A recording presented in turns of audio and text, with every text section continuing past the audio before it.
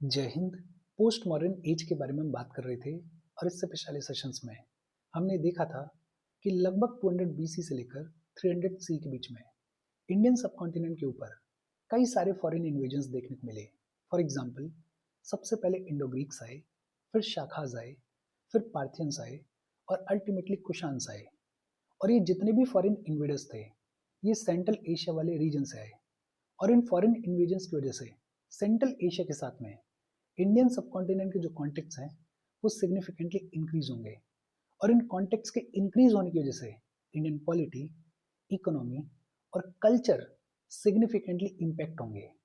Central Asia के साथ में ये जो कॉन्टेक्ट्स इंक्रीज हुए, इन कॉन्टेक्ट्स का इम्पैक्ट क्या देखने को मिला, ये कॉन्टेक्ट्स किस तरीके से कंट्रीब्यूट करेंगे, इन सभी चीजों के बारे में आज हम पढ़ेंगे, बातचीत करेंगे। इसी के अंदर हम बात करेंगे गांधार स्कूल ऑफ आर्ट के बारे में, मथुरा स्कूल ऑफ आर्ट के बारे में और अमरावती स्कूल ऑफ आर्ट के बारे में। इन सभी चीजों के बारे में अब हम पढ़ेंगे, बातचीत करेंगे। देखो, शुरू करते हैं। सबसे पहले हम बात करेंगे पोट्री एंड आर्किटेक्चर के बारे में। सेंट्रल एशिया के साथ में ये जो कॉन्टेक्ट्स इंक्रीज हुए, इन कॉन्टेक्ट्स के इंक्रीज होने की वजह से पोट्री के ऊपर क्या इंपैक्ट देखने को मिला और आर्किटेक्चर के ऊपर क्या इंपैक्ट देखने को मिला। सबसे पहली चीज तो ये कि ये जो सेंट्रल एशियन इन्वेडर्स थे, इन्होंने फ्लोरिंग के लिए बर्न्ट ब्रिक्स के यूज को इंट्रोड्यूस किया। फ्लोरिंग के लिए बर्न्ट ब्रिक्स के यूज को किसने इंट्रोड्यूस किया? सेंट्रल एशियन इन्वेडर्स ने किया। और फ्लोरिंग और रूफिंग दोनों के लिए टाइल्स के यूज को भी किसने इंट्रोड्यूस किया? टाइल्स के यूज को भी सेंट्रल एशियन इन्वेडर्स ने यूज किया। इसी फेज के दौरान ब्रिक वॉल्स का जो कंस्ट्रक्शन है वो भी लार्ज स्केल पे देखने को मिलेगा। एक इंपॉर्टेंट चीज है, फ्लोरिंग के लिए बर्न्ट ब्रिक्स का जो यूज है उसको किसने इंट्रोड्यूस किया? सेंट्रल एशियन इन्वेडर्स ने किया। फ्लोरिंग और रूफिंग दोनों के लिए टाइल्स का जो यूज है उसको भी किसने इंट्रोड्यूस किया? सेंट्रल एशियन इन्वेडर्स ने किया। और इस फेज के दौरान ब्रिक वॉल्स का जो कंस्ट्रक्शन है वो भी लार्ज स्केल पे देखने को मिलेगा। इसी फेज के दौरान सेंट्रल एशिया में रेड वेयर पोट्री जो है वो अपने आप में बेहद प्रोमिनेंट हुआ करती थी, वो अपने आप में बेहद इंपॉर्टेंट हुआ करती थी। जब ये central Asian invaders Indian subcontinent में आएंगे तो इंडियन सबकॉन्टिनेंट में भी ये जो रेड वेयर पोट्री है ये लार्ज स्केल पे देखने को मिलेगी।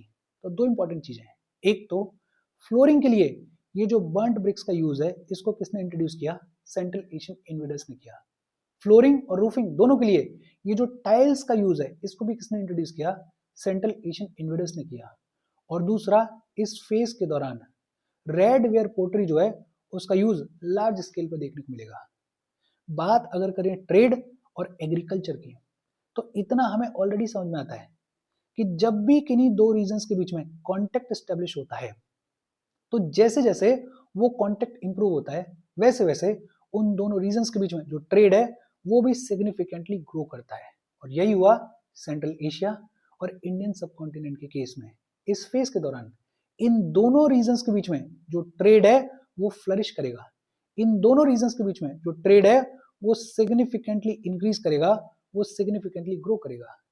बहुत सारे आइटम्स को इंपोर्ट किया जाएगा और बहुत सारे आइटम्स को एक्सपोर्ट किया जाएगा। फॉर एग्जाम्पल, इस फेज के दौरान इंडिया जो है वो सेंट्रल एशिया से गोल्ड को इंपोर्ट किया करता था। इस फेज के दौरान इंडिया जो है वो सेंट्रल एशिया से गोल्ड को इंपोर्ट किया करता था। इससे पिछले सेशंस में हमने बात की थी कुशान्स के बारे में और हमने देखा था कि कुशान्स जो है वो सिल्क रूट को कंट्रोल किया करते थे।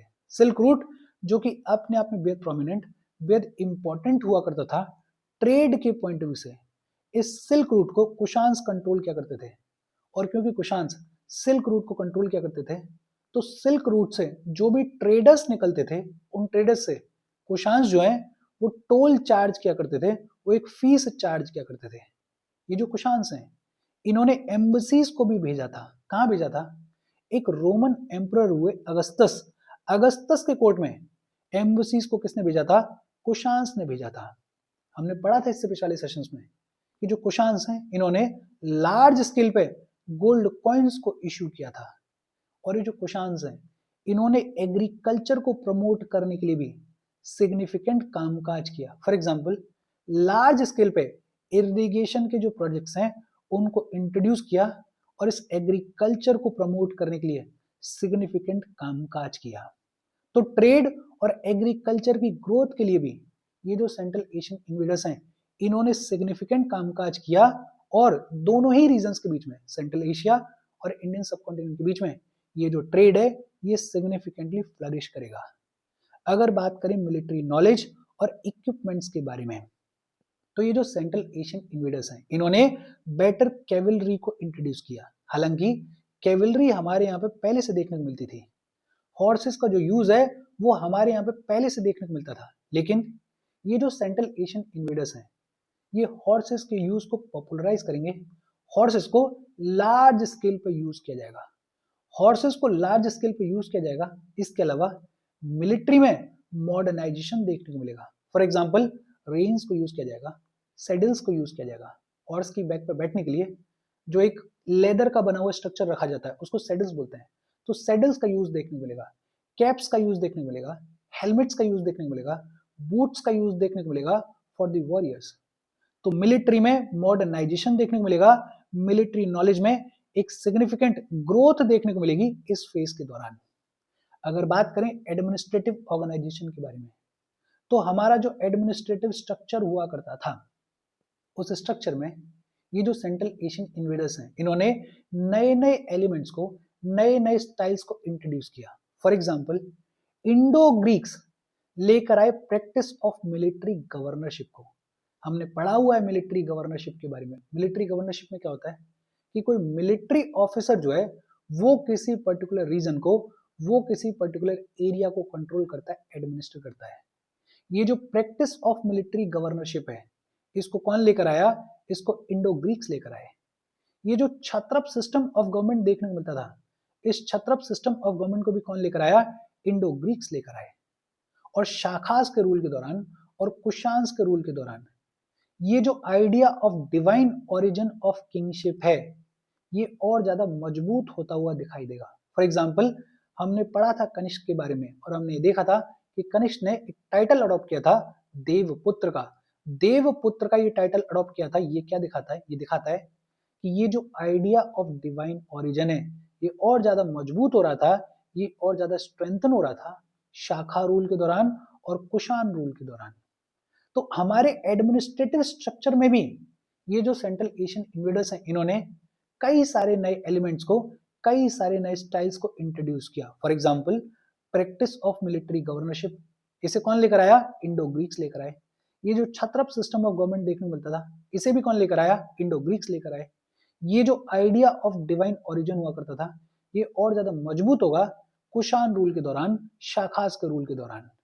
अगर बात करें इंडियन सोसाइटी की, तो ये जो सेंट्रल एशियंस थे इन्होंने इंडियन सोसाइटी के अंदर, इंडियन कल्चर के अंदर नए नए एलिमेंट्स को, नए नए इंग्रेडिएंट्स को इंट्रोड्यूस किया, ऐड किया।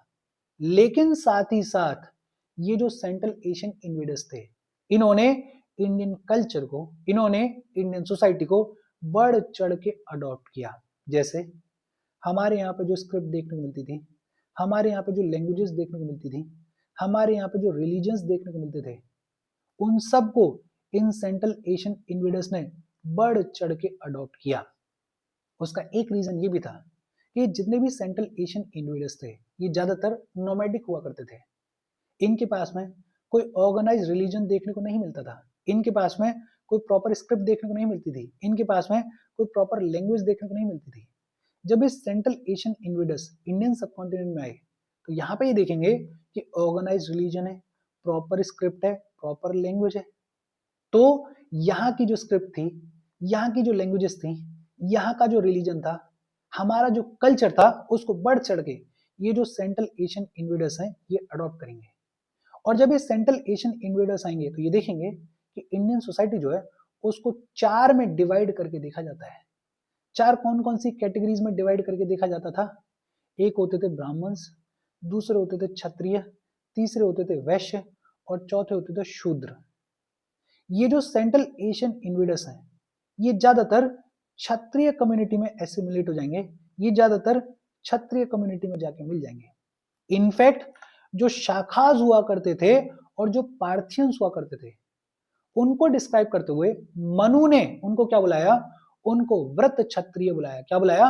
व्रत क्षत्रिय बुलाया। शाखास और पार्थियंस को मनु ने क्या बुलाया? व्रत क्षत्रिय बुलाया। व्रत क्षत्रिय का मतलब सेकंड क्लास क्षत्रियास बुलाया। ये जो सेंट्रल एशियन इन्वेडर्स हैं, इन्होंने बढ़ चढ़ के इंडियन रिलीजन्स को अडॉप्ट किया और इसके तो खूब सारे एग्जांपल्स देखने मिलते हैं। फॉर एग्जांपल मिलेंडर, या जिनका नाम मिलिंद, इन्होंने बुद्धिज्म को अडॉप्ट किया था, ये ऑलरेडी हमने पढ़ा हुआ है। कुशांस के कॉइन्स के ऊपर भगवान शिव भी देखने को मिलते हैं और बुद्ध भी देखने को मिलते थे, इनके बारे में भी हमने पढ़ा हुआ है। कनिष्क ने महायान बुद्धिज्म को बढ़ चढ़ के सपोर्ट किया था। इनफैक्ट कनिष्क ने ही फोर्थ बुद्धिस्ट काउंसिल को भी ऑर्गेनाइज किया था। ये सारी चीजें हमने पढ़ी हुई हैं और ये सब कुछ क्या दिखाता है? ये सब कुछ दिखाता है कि ये जो सेंट्रल एशियन इन्वेडर्स हुआ करते थे, इन्होंने बढ़ चढ़ के इंडियन रिलीजन को, इन्होंने बढ़ चढ़ के इंडियन कल्चर को अडॉप्ट किया, इन्होंने बढ़ चढ़ के इंडियन कल्चर को एक्सेप्ट किया। बेहद सिंपल और छोटी छोटी सी चीजें हैं, और ये जो छोटी छोटी सी चीजें हैं, इनको मेंस के पॉइंट ऑफ व्यू से थोड़ा ज्यादा दिमाग में रखना है। कभी अगर पूछ लिया जाए कि बताओ सेंट्रल एशियन कॉन्टेक्स्ट की इम्पैक्ट क्या रहा, कंट्रीब्यूशन क्या रहा, तो आपको मोटा मोटा कहानी पता होनी चाहिए। होपफुली अभी तक जितनी भी हमने बातचीत की है आपको समझ में आई होगी। हम आगे बढ़े उससे पहले वीडियो पे लाइक के बटन को दबा दो। लाइक दबाना जरूरी है, बिकॉज यूट्यूब ऐसे ही फंक्शन करता है। जब आप वीडियो पे लाइक के बटन को दबाते हो तो यूट्यूब वीडियो को कंसिडर करता है और थोड़ा सा पुश कर देता है। तो लाइक का बटन दबा दो, शेयर कर दो अपने सोशल मीडिया हैंडल्स पे, व्हाट्सएप वगैरह पे अपने फ्रेंड्स को। जो भी लोग इसमें इंटरेस्ट लें, इससे रिलेटेड पढ़ाई कर रहे हैं, उनको शेयर कर दो। अगर चैनल को सब्सक्राइब नहीं किया है तो फॉर श्योर चैनल को सब्सक्राइब कर लो। और अगर आप केपेबल हो, हेल्प करना चाहते हो, तो आप हमें हेल्प कर सकते हो by clicking on the join button, या फिर आप कंट्रीब्यूट भी कर सकते हो क्यूआर कोड को स्कैन करके। अच्छा, इंडियन सोसाइटी को ये जो सेंट्रल एशियन इन्वेडर्स हैं, इन्होंने बढ़ चढ़ के अडॉप्ट किया, एक्सेप्ट किया। अगर बात करें आर्ट एंड लिटरेचर के बारे में, तो पोस्ट मॉडर्न फेज में जो आर्ट देखने को मिलेगी, उसमें डोमिनेंस देखने को मिलेगा रिलीजन का। रिलीजन का डोमिनेंस देखने को मिलेगा इस पोस्ट मॉडर्न फेज की आर्ट में, और दो बड़े इंपॉर्टेंट फीचर्स का डेवलपमेंट देखने को मिलेगा इस फेज के दौरान। और वो दो बड़े इंपॉर्टेंट फीचर्स कौन कौन से थे? एक तो स्तूपास का डेवलपमेंट देखने को मिलेगा, और दूसरा रीजनल स्कूल्स ऑफ स्कल्पचर्स का डेवलपमेंट देखने को मिलेगा। ये जो पोस्ट मॉडर्न एज है, इस पोस्ट मॉडर्न एज के दौरान दो बड़े इंपॉर्टेंट फीचर्स का डेवलपमेंट देखने को मिलेगा। एक तो स्तूपास का डेवलपमेंट देखने को मिलेगा और दूसरा स्कल्पचर्स का डेवलपमेंट देखने को मिलेगा। स्तूपास की अगर बात करें तो ये जो पोस्ट मॉडर्न एज है, इसमें नंबर ऑफ स्तूपास का कंस्ट्रक्शन करवाया गया। कुछ फेमस स्तूपास की अगर बात करें तो एक बहरूद स्तूपा है मध्य प्रदेश में। ये जो बहरूद स्तूपा है, इसको 2nd सेंचुरी बीसी में बनवाया गया।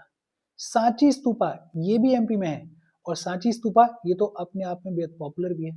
सांची स्तूपा को ओरिजिनली अशोक ने बनवाया था, लेकिन इसको बड़ा करवाया गया, एनलार्ज करवाया गया 2nd सेंचुरी बीसी में। अमरावती में और नागार्जुन कोंडा में भी स्तूपा देखने को मिलते हैं। ये जो अमरावती वाला स्तूपा है, ये जो नागार्जुन कोंडा वाला स्तूपा है, ये भी अपने आप में बेहद इंपॉर्टेंट स्तूपास हैं। और ये तो कुछ एग्जांपल्स हैं। इस फेज के दौरान कई सिग्निफिकेंट स्तूपास का कंस्ट्रक्शन करवाया गया।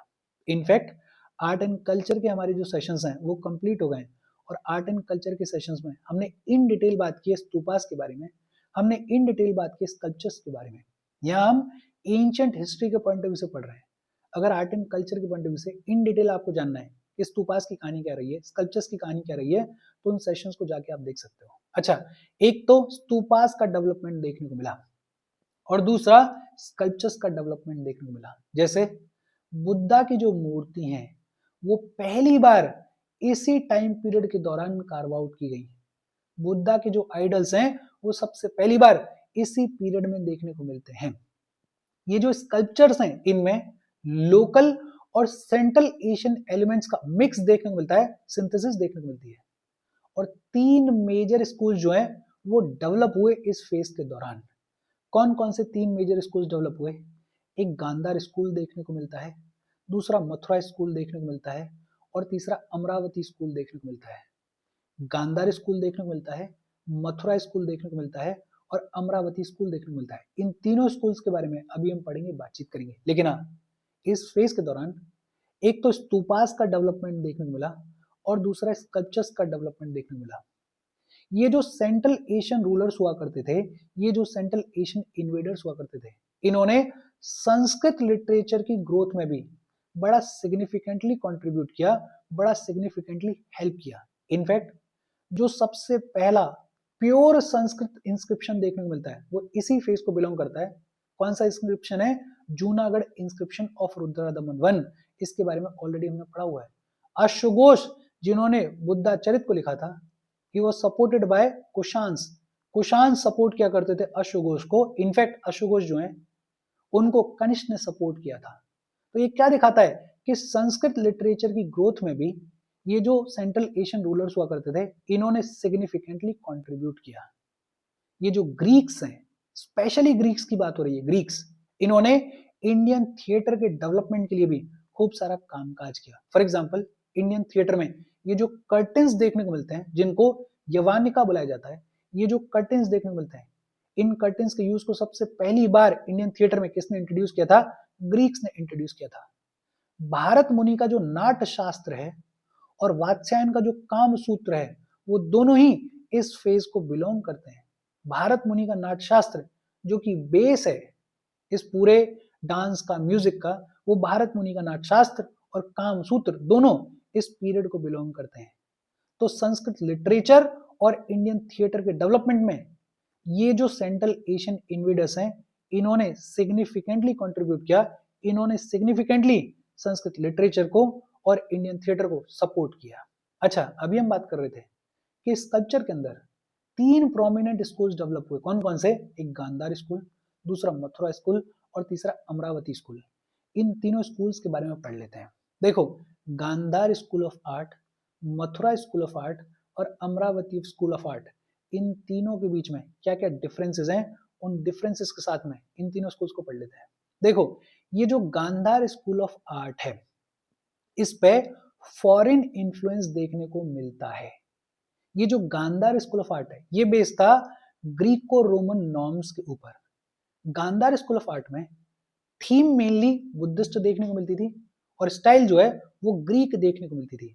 थीम बुद्धिस्ट देखने को मिलती थी और स्टाइल जो है वो ग्रीक देखने को मिलती थी। बेसिकली ये जो गांधार स्कूल ऑफ आर्ट है, इस पे फॉरेन इन्फ्लुएंस देखने को मिलता है। गांधार स्कूल ऑफ आर्ट को Greco Buddhist school of art भी बुलाया जाता है। क्यों बुलाया जाता है? बिकॉज स्टाइल ग्रीक देखने को मिलती थी और थीम मेनली जो है वो बुद्धिस्ट देखने को मिलती थी। इसलिए ये जो गांधार स्कूल ऑफ आर्ट है, इसको Greco Buddhist school of art भी बुलाया जाता है। ये जो मथुरा स्कूल ऑफ आर्ट है, ये इंडिजीनियस स्कूल है। इस पे कोई भी फॉरेन इन्फ्लुएंस देखने को नहीं मिलता है। ये जो मथुरा स्कूल ऑफ आर्ट है, इस पे कोई भी फॉरेन इन्फ्लुएंस देखने को नहीं मिलता है। और ये जो मथुरा स्कूल ऑफ आर्ट है, ये इवॉल्व हुआ है फ्रॉम द रिप्रेजेंटेशन ऑफ यक्ष। जो मेल डीटी हुआ करते थे, यक्ष यक्षिणी, यक्ष के रिप्रेजेंटेशन से धीरे धीरे अल्टीमेटली ये जो मथुरा स्कूल ऑफ आर्ट है, ये इवॉल्व हुआ। तो एक इंपॉर्टेंट चीज क्या है, ये जो मथुरा स्कूल ऑफ आर्ट है, इस पर कोई भी फॉरेन इन्फ्लुएंस देखने को नहीं मिलता है। ये जो अमरावती स्कूल ऑफ आर्ट है, ये भी इंडिजीनियस है, इस पे भी कोई भी फॉरेन इन्फ्लुएंस देखने को नहीं मिलता है। तो तीनों में से गांधार स्कूल ऑफ आर्ट ऐसा है जिसके ऊपर फॉरेन इन्फ्लुएंस देखने को मिलता है। ये जो गांधार स्कूल ऑफ आर्ट है, इसको Greco Buddhist school of art भी बुलाया जाता है। ये जो गांधार स्कूल ऑफ आर्ट है, ये फ्लरिश करेगा लगभग 100 सी से लेके 700 सी के बीच में। लगभग 100 सी से लेके 700 सी के बीच में फ्लरिश करेगा गांधार स्कूल ऑफ आर्ट। ये जो मथुरा स्कूल ऑफ आर्ट है, ये फ्लरिश करेगा लगभग 100 बीसी से लेके 600 सी के बीच में। और ये जो अमरावती स्कूल ऑफ आर्ट है, ये फ्लरिश करेगा लगभग 150 सी से लेके 350 सी के बीच में।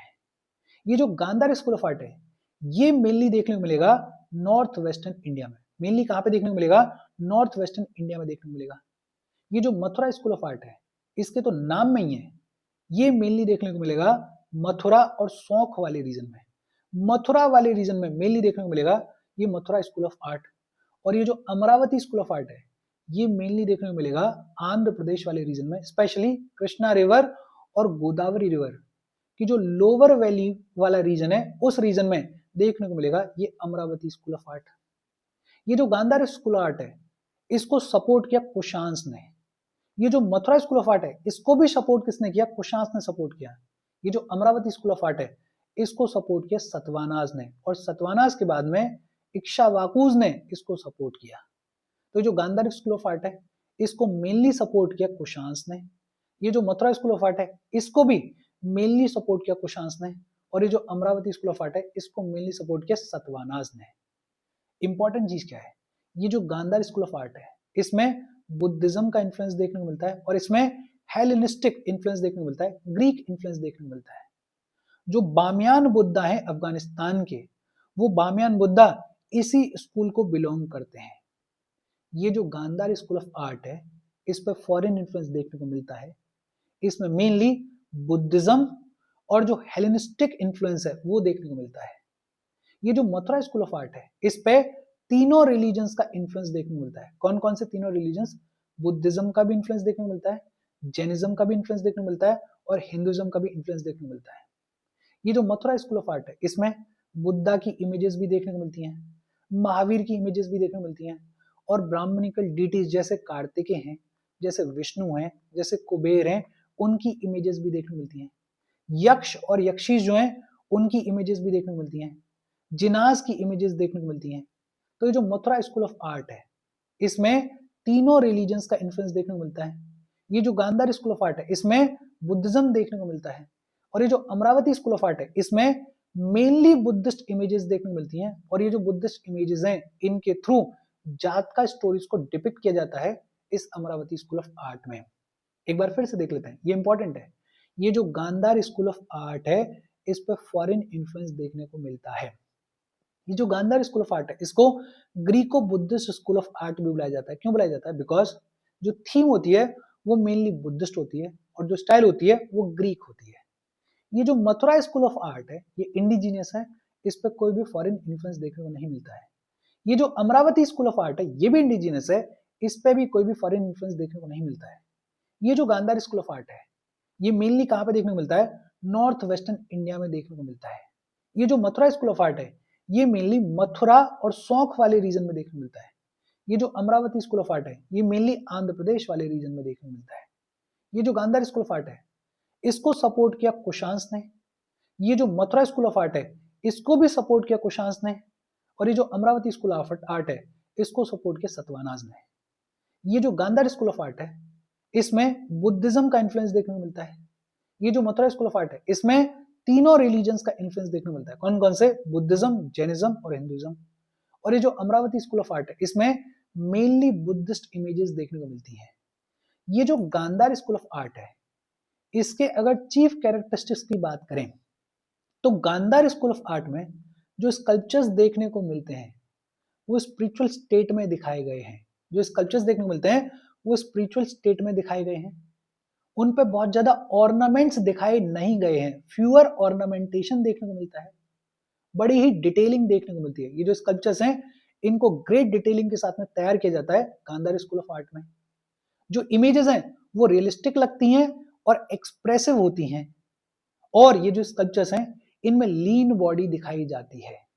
गांधार स्कूल ऑफ आर्ट में अगर स्कल्पचर्स के चीफ कैरेक्टरिस्टिक्स की बात करें तो स्कल्पचर्स जो हैं वो स्पिरिचुअल स्टेट में दिखाए जाते हैं, ऑर्नामेंट्स का उतना ज्यादा यूज नहीं किया जाता है, ग्रेट डिटेलिंग के ऊपर फोकस किया जाता है, इमेजेस जो हैं वो रियलिस्टिक होती हैं और एक्सप्रेसिव होती हैं, और बॉडी लीन दिखाई जाती है। ये जो मथुरा स्कूल ऑफ आर्ट है इसके अंदर जो स्कल्पचर्स होते हैं वो डिलाइटेड मूड में दिखाए जाते हैं, स्पिरिचुअल लुक उतना ज्यादा नहीं दिखाया जाता है। डिलाइटेड मूड में दिखाए जाते हैं, खुश मूड में दिखाए जाते हैं, स्पिरिचुअल लुक जो है उसमें उतना ज्यादा फोकस नहीं किया जाता है। ये जो मथुरा स्कूल ऑफ आर्ट है इसमें जो भी स्कल्पचर्स बनाए जाते हैं उनका मस्कुलर स्ट्रक्चर दिखाया जाता है। देखो गांधार स्कूल में लीन बॉडी दिखाई जाती है, मथुरा स्कूल ऑफ आर्ट में जो स्कल्पचर्स हैं उनमें मस्कुलर स्ट्रक्चर दिखाया जाता है, डिटेलिंग के ऊपर बहुत ज्यादा फोकस नहीं किया जाता है, इमेजेस जो हैं वो उतनी ज्यादा एक्सप्रेसिव नहीं होती हैं। गांधार स्कूल ऑफ आर्ट और मथुरा स्कूल ऑफ आर्ट दोनों के बीच में आपको क्लियर कट डिफरेंस दिख रहा होगा। ये जो गांधार स्कूल ऑफ आर्ट है इसमें जो स्कल्पचर्स होते हैं वो स्पिरिचुअल स्टेट में होते हैं। मथुरा स्कूल के अंडर डिलाइटेड मूड में स्कल्पचर्स दिखाए जाते हैं, स्पिरिचुअल लुक के ऊपर उतना ज्यादा फोकस नहीं किया जाता है। गांधार स्कूल में डिटेलिंग के ऊपर खूब फोकस किया जाता है, ग्रेट डिटेलिंग देखने को मिलती है, लेकिन ये जो मथुरा स्कूल है इसमें डिटेलिंग के ऊपर उतना ज्यादा फोकस नहीं किया जाता है। ये जो गांधार स्कूल ऑफ आर्ट है इसमें लीन बॉडी दिखाई जाती है, लेकिन ये जो मथुरा स्कूल ऑफ आर्ट है इसमें मस्कुलर स्ट्रक्चर दिखाया जाता है।